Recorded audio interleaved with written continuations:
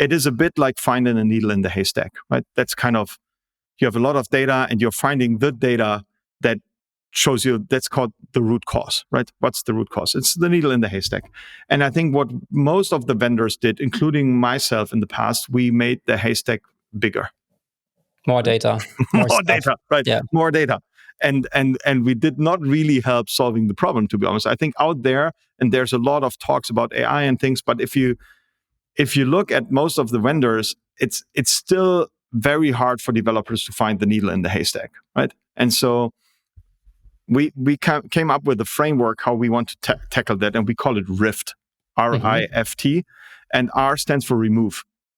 That's a big thing. I think we should make the haystack as small as possible, right?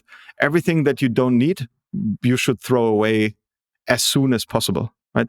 Which is kind of against most of the pricing models that are out there, right? That's one of the big issues. But I do think that you should not keep logs or traces that you don't care, right? And as an example, we just introduced a feature, we call it the telemetry spam filter, which works very much like a spam filter in your mail.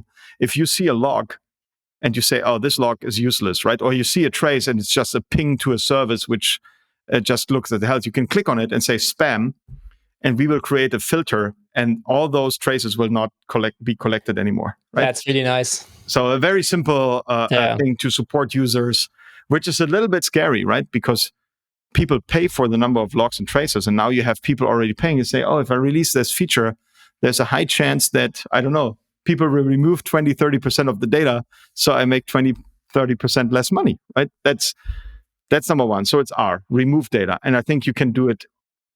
Again, think about, at the moment, it's a very simple feature. Users click, we generate a rule. But now what we are doing, we train a model in the background with all the user-generated rules.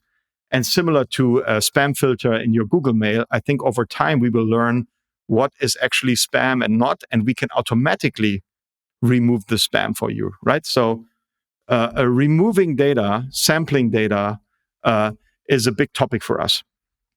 Because I think making the haystack smaller is in any sense good. You have less data, less things that you, I mean, again, the mail, if you would have all the spam in your inbox and you search for something, you get all the spam mail in your search results, right? Which you don't want. So finding the needle in the haystack is easier in small haystacks, right?